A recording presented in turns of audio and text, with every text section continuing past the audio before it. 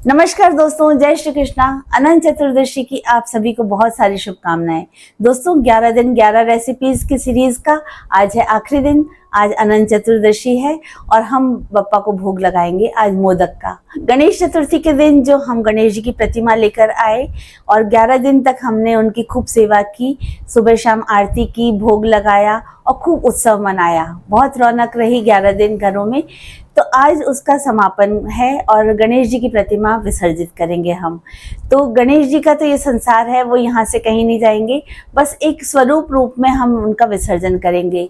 और इसके पीछे भी एक मान्यता है, वो मैं आप सबके साथ शेयर करना चाहूंगी। एक बार महर्षि वेदव्यास जी को महाभारत ग्रंथ लिखना था, तो इसके लिए उन्होंने गणेश जी को चुना और उनसे विनती की कि वो 11 दिन तक लगातार लिखें। तो महर्षि वेदव्यास जी बोलते जाते और गणेश जी लिखते जाते।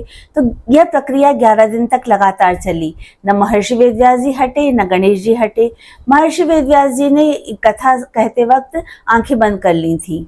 फिर 11वें दिन जब उन्होंने आंख खोलकर देखा, जब उनका ग्रंथ पूरा हो गया था, तब देखा तो गणेश जी का तापमान बहुत तेज हो गया था, बहुत गर्म हो गए थे वो। तो वो गर्मी हटाने के लिए महर्षि वेदव्यास जी ने उन पर मिट्टी का लेप किया और उन्हें सरस्वती नदी में थोड़ा सा स्नान करने को कहा। तो उस स्नान का स्वरूप हम लोगों ने विसर्जन के रूप में लिया है और हम अनंत चतुर्दशी के दिन उनका विसर्जन करते हैं। तो उस समय जो गणेश जी ने स्नान किया, उसी का ये स्वरूप मात्र है जो हम गणेश जी का विसर्जन करते हैं। तो ये 11 दिन का उत्सव आज समाप्त होगा। 11 दिन जो रौनक थी हमारे घर में, वो थोड़ी कम हो जाएगी, पर गणेश जी से यही विनती है कि इसी तरह सब खुशहाल रहें और अगले बरस वो जल्दी से आए। तो चलिए, ये कहानी के साथ अब हम आगे बढ़ते हैं और देखते हैं आज की मोदक की रेसिपी। एक नारियल तोड़कर ले लिया है हमने। तो इतने टुकड़े निकले हैं एक नारियल में, तो जिसको हम धोकर साफ कर लेंगे। तो ये साफ नारियल हमको मिल गया है। अब हम इसको बारीक बारीक टुकड़ों में काट लेंगे। हमें इसको मिक्सी में, क्योंकि इसको क्रश करना है, तो इसके चंक्स ना रहें, इसलिए हम इसके छोटे छोटे टुकड़े करके तैयार कर लेंगे। और इसको हम मिक्सी के पॉट में ले लेंगे। ताकि ज़्यादा है हमारे ये पीसेस, तो हम 2 बार में इसको क्रश करेंगे। तो थोड़ा थोड़ा करके हम इसको पल्स मोड पर पीस कर तैयार कर लेंगे। अब ये जब पिस गया है तो एक पैन लिया है और इसमें ये मिक्सचर डाल दिया है। तो इतने 2 कप बना है हमारा एक नारियल में। तो ये ले लिया है और थोड़ा सेकने के बाद हमने इसमें 1 कप गुड़ का डाल दिया है। मतलब जितना हमारा नारियल का वो था, उससे मटेरियल था, उससे आधा गुड़ लिया है। और जब गुड़ थोड़ा पिघल गया है तो इसमें इलायची पाउडर डाल दिया है और इलायची पाउडर मिक्स कर देंगे। और इसके बाद इसमें 2 छोटे चम्मच खसखस के दाने डालेंगे। पॉपी सीड्स भी बोलते हैं इसको, बहुत अच्छा टेस्ट आता है इससे। तो ये डाल लेंगे और सब अच्छे से मिक्स करके, और जब थोड़ा सा ये मटेरियल बन जाए तो फिर हम इसको किसी भी पॉट में निकाल देंगे ठंडा होने के लिए। अब हम चावल की जो आउटर लेयर है उसकी तैयारी कर लेते हैं। तो उसके लिए 1 कप हमने पानी ले लिया है पहले, और उसमें 1 चम्मच घी और पिंच ऑफ सॉल्ट डालकर उबाल लेंगे। जब उबलने लग जाए तो 1 कप ही हमको चावल का आटा लेना है। ये हमने मोदक का आटा मिलता है, वो वाला लिया है। तो वो उसको लेकर और 1 कप पानी में डालकर और अच्छे से मिक्स कर लेंगे। और 1 कप पानी गरम अलग से भी तैयार रखेंगे, ताकि जितनी भी हमको ज़रूरत हो मिलाते जाएं ऊपर से। तो केतली में मैंने 1 कप तैयार कर लिया था।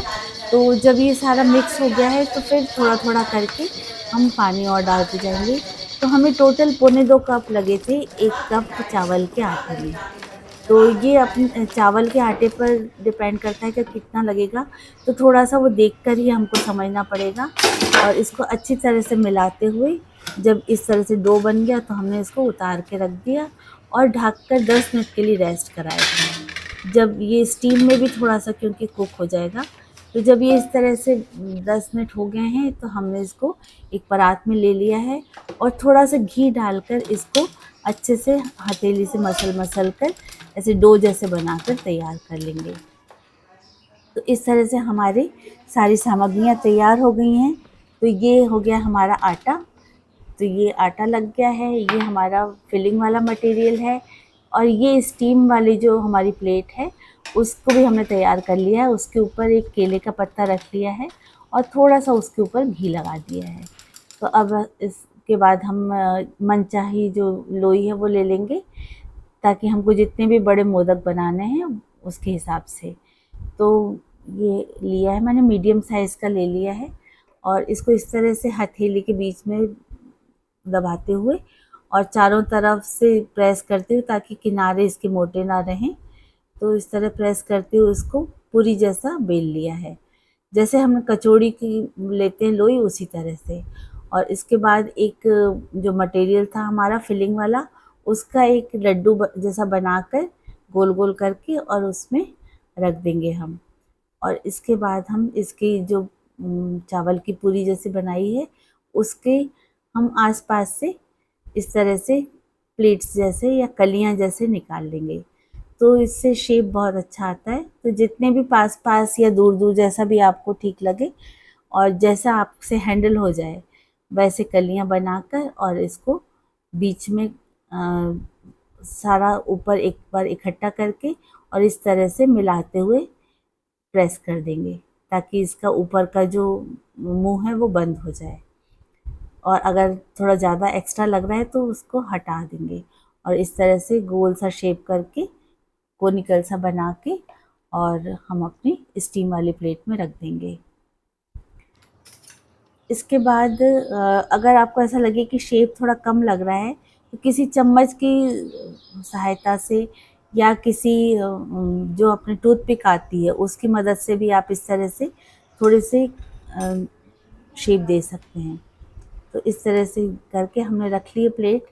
अब इसके बाद मुझे लगा कि बार बार ये जो फिलिंग वाला है वो उसके लड्डू बनाने पड़ेंगे, तो मैंने एक साथ इसके लड्डू के शेप में बना के रख लिए हैं, ताकि वो उठाकर मुझे फिल करने में आसानी रहे और बार बार हाथ में वो लगे ना, क्योंकि हम चाहते हैं कि मोदक के ऊपर वो मटेरियल का वो ना आए, जो गुड़ वगैरह है वो इसके ऊपर ना आए। तो ये इसकी जो आउटर लेयर है वो इससे साफ रहेगी। और बस एक लड्डू उठाकर बीच में रखा और फिर हम इसकी कलियां बना देंगे और मोदक का शेप दे देंगे ऊपर से दबाकर। तो इसी तरह एक एक करके हम सारे मोदक बनाकर तैयार कर लेंगे। शुरुआत में थोड़ा सा ऐसा लगता है कि हम कैसे बना पाएंगे, पर एक एक करके जब 3-4 बनने लगते हैं तो फिर आसानी से हमारा ये तैयार हो जाता है। बस शर्त ये है कि हमारा जो चावल का मटेरियल है वो अच्छे से बनकर और मसल के तैयार होना चाहिए। और अगर प्लेन चावल का आटा ना लेकर मोदक का ही आटा जो मिलता है वो ले लें तो उससे और आसानी होगी, मुझे ऐसा लग रहा है। हालांकि ये मेरा फर्स्ट टाइम ट्रायल है, पर बहुत अच्छे बने थे मेरी एक दीदी से मैंने ये रेसिपी सीखी थी, पास में ही रहती हैं वो, तो उनसे मैंने ये सीखा था और बहुत ही अच्छे बनकर तैयार हुए हैं। तो आप भी इस तरह से बना सकते हैं। तो ये सारे हमारे मोदक बन के तैयार हैं। इतने मटेरियल में 11 मोदक बन गए थे, जिसकी मुझे बहुत खुशी हो रही थी, क्योंकि हमारे यहाँ भोग में 5-11 इस तरह के लगाए ही जाते हैं। तो ये 11 मोदक बन के तैयार हैं। अब सुंदर सा कलर ऊपर से देने के लिए हम एक एक दो दो इसकी जो केसर है उसके धागे लगा देंगे, तो स्टीम होने के बाद उसका बहुत अच्छा कलर आ जाएगा। तो ये मैंने स्टीम करने रख दिया है और अब हम इसकी लिड लगाकर 15 मिनट के लिए हम इसको स्टीम होने देंगे। इसकी फ्लेम बहुत लो नहीं करना है, इसको मीडियम टू हाई फ्लेम पर ही पकाना है। तो 15 मिनट में के बाद हम देखेंगे इसको। तो अब 15 मिनट हो गए हैं, तो जैसे ही खोला मैंने तो मेरा तो बहुत मन खुश हो गया। इतने सुंदर लग रहे थे ये मोदक, और जो केसर का है वो इतना प्यारा कलर आया था, बहुत ही सुंदर लग रहे थे। अभी टेस्ट तो नहीं किया है, पर भोग के बाद ही हम वो टेस्ट करके देखेंगे। पर जब देखने में जो इतने सुंदर लग रहे हैं तो टेस्ट तो होगा ही बहुत अच्छा।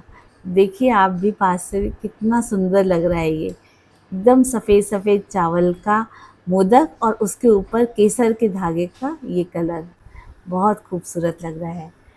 तो आप भी बना के ट्राई कीजिएगा। तो ये थी मोदक की रेसिपी। आप कभी भी इसको बनाकर ट्राई कर सकते हैं। गणेश जी के दिनों में तो बना ही सकते हैं, किसी अन्य दिन जैसे चतुर्थी वगैरह पे हम भोग लगाते हैं या बुधवार को लगाते हैं तब भी बना सकते हैं, या ऐसे ही कभी आपका मीठा खाने को मन करे तब भी खा सकते हैं। तो इसी के साथ आ गए वीडियो के एंड पर। तो अब अपनी दोस्त संगीता सिटोके को इजाजत दीजिए, फिर मिलेंगे अगले वीडियो में। तब तक के लिए धन्यवाद। जय श्री कृष्णा। गणपति बप्पा मोरिया, अगले बरस तू जल्दी आ।